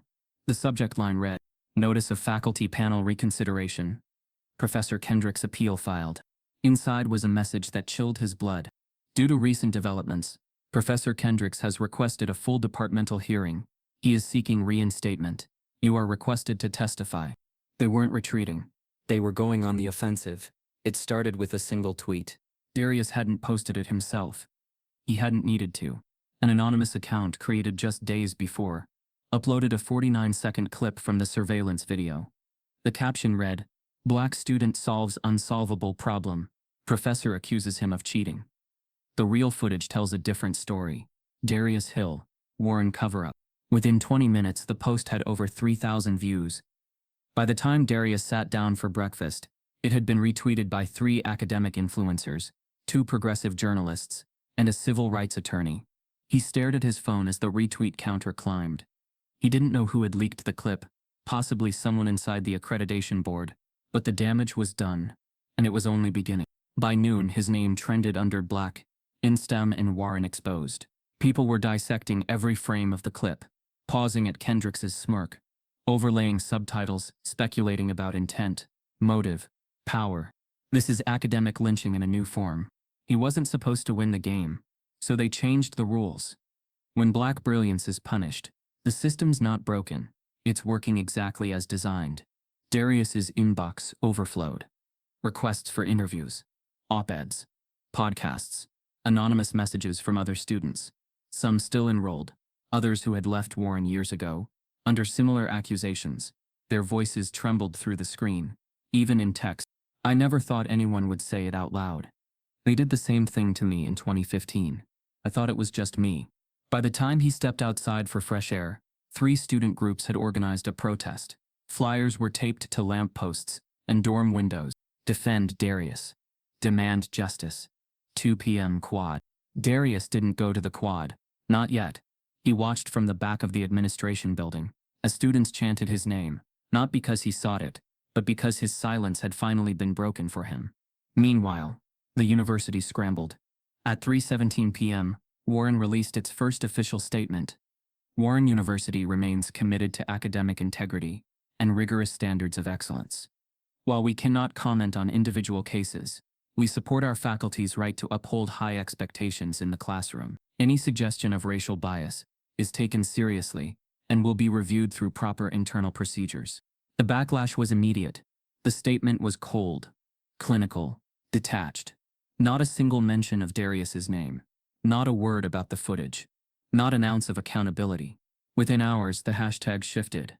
Warren denies. Rigorousism. Say his name. Darius Hill. News outlets picked up the story.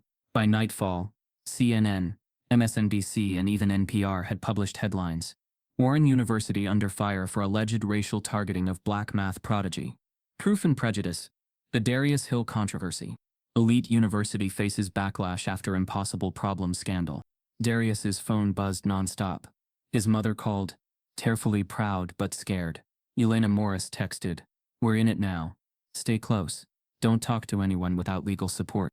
And then came the avalanche. A leaked email thread, shared by a whistleblower, showed senior administration debating whether to frame the incident as a misunderstanding rooted in miscommunication. Another line referenced narrative control and preserving institutional trust. The public was not interested in their trust. It wanted accountability. It wanted names. One faculty member resigned, quietly, discreetly. Another deleted all social media and was placed on sabbatical. But Kendricks, he stayed silent, until the university announced his reinstatement hearing would proceed as scheduled. That lit the match. Darius watched as prominent scholars, many of them black, used their platforms to speak out. One, a tenured Ivy League mathematician, tweeted a thread that shattered the academic community. "I once taught a student like Darius. Sharp, brave. He left academia after being accused of showing off by a senior professor. I said nothing. I regret it every day." This isn't about one student. It's about a system that devours black excellence, then blames the bones. Warren is about to face what they buried for decades. That line was screenshotted, quoted, shared thousands of times. Darius sat in the darkness of his dorm that night, laptop on his knees, surrounded by sealed envelopes and digital backups. He wasn't elated. He wasn't victorious. He was tired and bracing, because he knew what came next was an apology. It was war. At 11:02 p.m., as Darius prepared to shut his laptop, a direct message popped up from an unfamiliar account. Proctoria Law Office. "Mr. Hill, urgent. We've obtained documents proving the university received discrimination complaints from multiple students between 2016-2020 and failed to report them to federal agencies. We believe you're entitled to join a class action case already in motion. Check your inbox." Attached was a file titled, Warren Suppression Index Confidential. The file sat on Darius's screen like a threat written in silence. Warren Suppression Index Confidential. The document had no university branding, no headers, no legal disclosures, just a dull gray watermark, internal use only. He clicked. The pages unfurled slowly, dense with tables, timelines, and names. It was a digital graveyard of silenced complaints, some filed anonymously, others directly through H. The first line stopped his breath. Allegations unearned for Professor M. Kendricks, retaliatory grading, racially hostile remarks, academic exclusion. Outcome: complaint archived, no action taken. The date was March, 3 years before Darius had even set foot on campus. He kept scrolling. Stunfeinenmoin. Professor B. Reinhardt. Disparaging comments about minority hires. Lonan N for Professor S. Brewer. Pattern of issuing low scores to students from underrepresented backgrounds despite performance averages. Each complaint was followed by the same conclusion. Lack of substantiated evidence. Faculty protected under academic discretion clause. Recommendation: no further review. There were dozens. And then came a name that chilled him. Amari Clay. 127. Student complaint citing systemic bias and retaliation for high performance in upper-level courses. Outcome: complainant withdrew. No follow-up. Darius leaned back, the air in the room feeling thinner now. They hadn't just erased voices. They had logged them, then locked them away like classified data. He pressed forward, past 2018, past 2020 until he found himself. 166. D. Hill, accused of academic dishonesty following solution of legacy problem. Internal flag applied to housing and scholarship record prior to formal hearing. Recommendation: voluntary exit to minimize institutional exposure. No verdict. No conclusion. Just strategy. He was a risk. Not a student. A liability to manage. His name wasn't the only one. There were 36 others. Mostly black. A few Latino. One disabled student, each marked by phrases like potential escalator, non-compliant, grade dispute, or visible activist present. The university had a system, and Darius had the map. The next morning, the world changed. Senator Camila Alvarez, chair of the Senate Subcommittee on Civil Rights and Education, published a statement. The recent allegations against Warren University, including leaked evidence of surveillance tampering, systemic academic bias, and retaliatory action against students of color, warrant immediate federal review. I have requested a formal inquiry into the handling of discrimination complaints and Title VI compliance. The press release landed like a meteor. Cable news ran breaking segments. Legal blogs posted real-time analysis. Major civil rights organizations called for the Department of Education to issue a cease and desist against Warren's internal hearing process. Protesters outside the university gates tripled. Alumni threatened to withhold donations. Warren stock. Yes, they had private equity holdings. Plunged. Inside the administration, silence wasn't just policy now. It was panic. Dr. Elena Morris sent Darius a simple message. Now they're listening. Don't blink. Later that day, an encrypted email arrived in Darius's inbox. The sender, former staff for, you don't know me, but I worked inside HR between 2015, 2021. I saw them shut every complaint down. I watched them destroy evidence before audits. I couldn't stay any longer. But I made copies. This report isn't all they buried. Attached was another file. This one titled Ethics Internal Review 2020 Draft Suppressed. It was a 47-page report written by a diversity and compliance consultant team Warren had brought in after a wave of anonymous letters to trustees. The findings were damning. Systemic patterns of departmental favoritism and performance manipulation by senior faculty, documented racial disparities in academic sanctions, retention, and mentorship access. Failure to report more than 19 formal racial discrimination complaints to the Office for Civil Rights. At the top, a note from the lead author. Recommended immediate corrective action and external oversight. At the bottom, a stamp in red. Rejected by administration. Do not distribute. Darius's chest tightened. He couldn't tell if it was anger or heartbreak, or both. They didn't just fail. They refused. He opened a group call with Elena Morris and the lead counsel from the civil rights firm that had contacted him days earlier. This, the attorney said, voice sharp, is institutional negligence. They suppressed federal compliance documentation. That crosses into legal exposure. And what does that mean? Darius asked. It means Warren is now vulnerable to a class action discrimination suit and civil penalties, maybe criminal ones. Is it enough to stop them from reinstating Kendricks? The line went quiet. Then Elena spoke. Maybe not yet. But if we go public with this second report paired with the list of suppressed complaints, the lawyer finished the thought. It becomes too radioactive. No administrator would dare reinstate anyone tied to this. That afternoon, Darius posted a statement. Simple, direct. I never wanted to be the face of anything. I just wanted to study. But if exposing what happened to me, and 36 others prevents this from happening again, then I'll stay loud. Warren suppression. It was retweeted over 100,000 times in 3 hours. Public pressure forced Warren's Board of Trustees into emergency session. A live press conference was scheduled. The podium was set up on the marble steps of the administration building. Dr. Murnell, visibly exhausted, stood at the mic. She read from a prepared statement.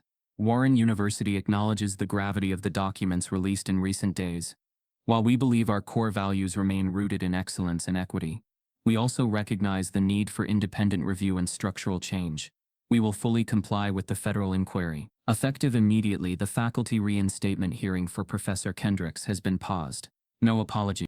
No mention of Darius by name.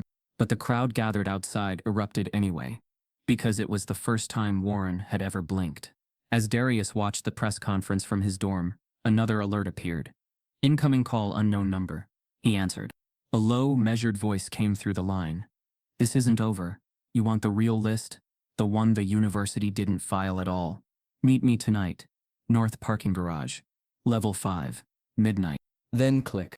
No name, no caller ID. But Darius recognized the voice. It was Kendrick's. The chamber doors opened at 8:45 a.m., ushering in a hush that felt heavier than the 18 feet of ceiling above. A dozen reporters clustered in the rear, cameras trained. Rows of spectators filled seats, from student protesters to alumni in suits, to representatives from civil rights organizations. The tension was electric, so dense that Darius could almost taste it on the air. He walked in, escorted by his legal counsel, and Elena Morris. His suit felt tight, every crease unfamiliar. He adjusted his tie with trembling fingers. As he passed, eyes tracked him. Sympathetic, skeptical, furious. He sat at the witness table, facing rows of committee members, senators, Congress aides, staff attorneys. The hearing was bipartisan, public televised. Everything was on record. The lead senator, Kamala Alvarez, cleared her throat and opened the session.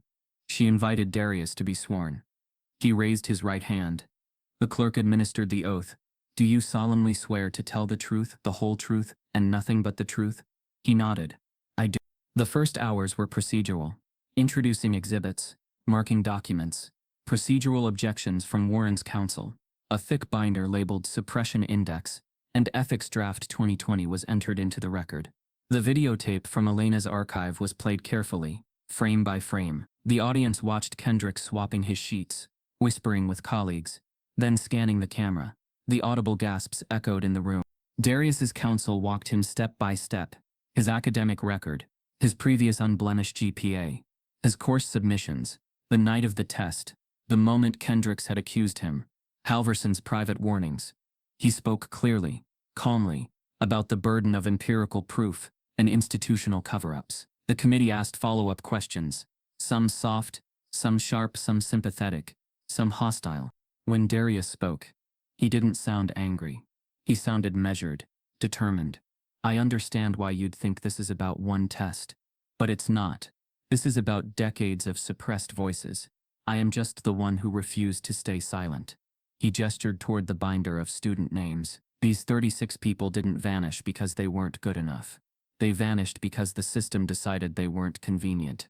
At midday, the attorneys were excused for lunch, and Alvarez paused to address a growing uproar. Outside the chamber, protesters chanted, people waved banners, journalists exchanged whispering updates. The hearing room felt suspended like a stage hovering above the city. After lunch, the questioning resumed. A white senator, leaning forward, asked, Mr. Hill, how can we be sure none of this, these documents, the footage, weren't fabricated by someone seeking grievance? His tone was skeptical, implying that a student couldn't be trusted with this kind of power. Darius's voice was steady. I don't expect blind belief. That's why I built layers of evidence, internal memos, HR logs, video archives, third-party witnesses. I didn't make a story. I followed proof. Then came the moment that broke the room. Senator Nia Rosales, a black woman with steel in her eyes, stood up for her question. She approached the lectern, moved deliberately. Every eye turned to her. Mr. Hill, she said, your documents show that in multiple instances, complaints by black students were dismissed or buried. And today, many have looked at your case as singular. But I want to ask you, and the university, this. If the roles were reversed, if Darius were white, would any of this have happened? Silence swallowed the chamber. Cameras tilted. Senators blinked. Warren's counsel shifted. The question cut through everything. Layers of prestige, policy, denial, pretense. They all trembled. Darius looked at Rosales. He swallowed. He replied quietly, no, I believe none of this would have happened. A murmur ran through the room. Reporters scribbled. The committee chair cleared her throat. Rosales followed. That question isn't rhetorical, it's foundational. Because if the system acts differently based on skin, then nothing we say about integrity, fairness, or merit means anything until that truth is confronted. One of Warren's council members rose to object, but Rosales held up her hand. The leader allowed it. As the hearing wound toward closing statements, Darius was asked about consequences, not retaliation, but protection. What did he want? He named independent oversight, reparations for those suppressed, public acknowledgement, and systemic reform. He asked the committee to subpoena records, preserve archives, and include former students in the process. When the session adjourned, Alvarez addressed cameras. This hearing is only beginning. What Mr. Hill has exposed is not an individual grievance. It is an American problem. How institutions treat voices they fear. We will pursue this until justice is served. The spectators rose and filed out. Darius and Elena walked slowly through the corridors. Reporters camped at the exit, microphones raised. Darius didn't speak then.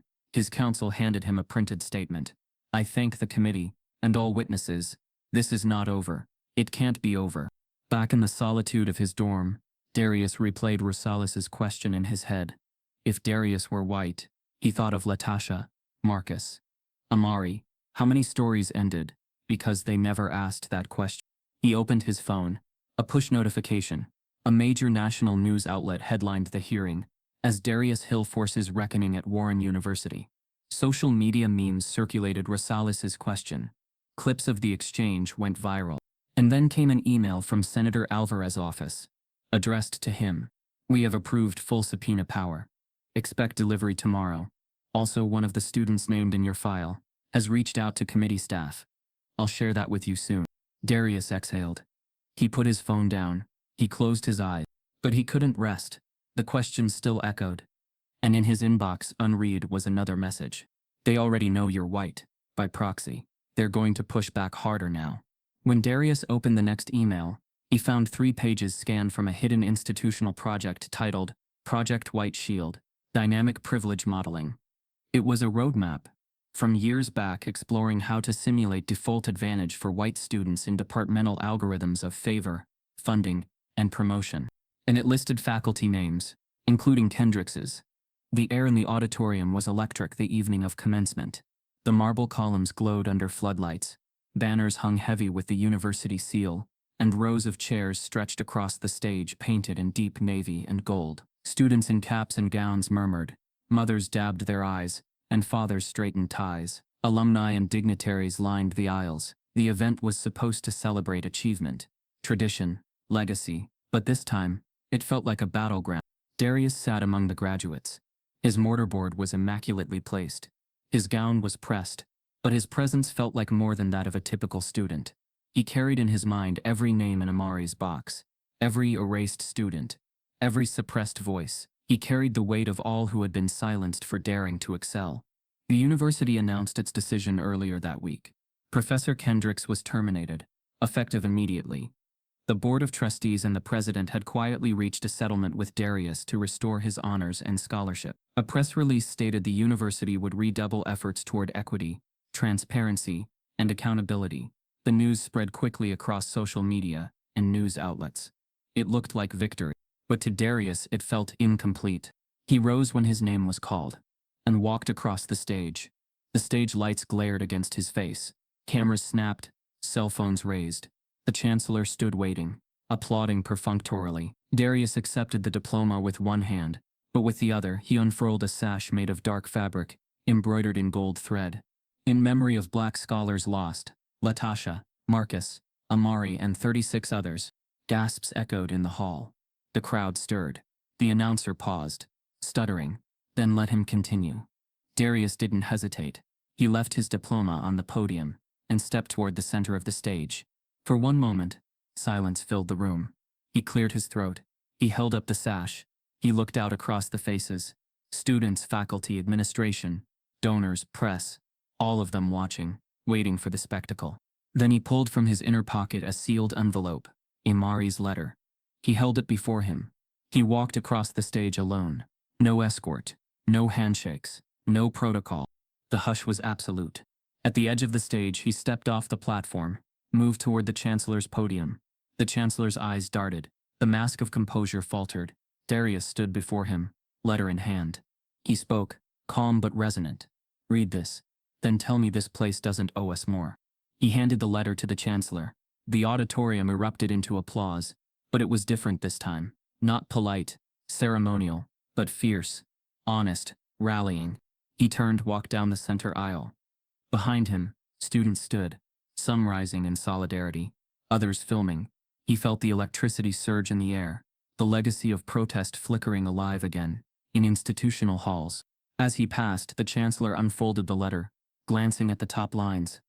At that moment, Darius looked back, only briefly. The letter's seal glimmered under lights. Amari's handwriting, worn and purposeful. He left the hall without a backward glance, sash trailing behind him like a banner unfurled. Reporters swarmed, whispers followed. Cameras clicked, students followed. If there was applause, he didn't hear it. He only heard name. Later, outside, in the plaza, he stood before a crowd. Someone shouted his name. Someone else held a sign. "We are the 36 POS 1. A student voice rang out. "Tell them we'll never let a field burn in silence again." He raised his hand, quieting the crowd. "This is not just my fight," he said. "It's ours. Every name on that sash. Every person silenced by walls they didn't build. Today we show them we are not gone. We are still here." As people cheered, he felt a hand on his shoulder. It was Elena Morris. She stood beside him. She nodded. He nodded back. Then, just as the surge of voices seemed unstoppable, the chancellor's PA system crackled back to life. His voice boomed through the plaza. In response to recent events, the university, Darius tuned it out. He had already spoken truth. But then a reporter's microphone was thrust in his face. "What happens next, Darius?" He paused. He looked at the sash. He looked at the crowd. Then he looked at the letter now folded in his hand. He answered, "We rebuild. We demand accountability. We make sure the next student never has to carry this kind of burden alone." And as he turned to walk away, in that moment, just before the press could overwhelm him again, Darius pulled an old photograph from his inside coat pocket, the one of Amari in his cap and gown, the one he had hidden for so long, and held it aloft, letting it flutter in the air. And in that moment, he knew. This wasn't an ending. It was the threshold of rewriting the narrative. As he crossed through the crowd, he saw the chancellor's face watching him, staring at Amari's letter in trembling hands, and then he noticed emerging through an open door in the administration building. Someone he had never expected, a figure in silhouette ascending the steps, an envelope in hand. The figure paused, then stepped into light. It was Kendricks. He watched Darius disappear into the night, and raised his own letter. It was open. Would he read it next? Would he act on it? Or would he bury it? And Darius's voice. Again. No one should have to prove their worth just to be treated with basic dignity. If you've ever been judged before being heard, this story was for you. Type yes. If you believe in justice, subscribe if this broke your heart.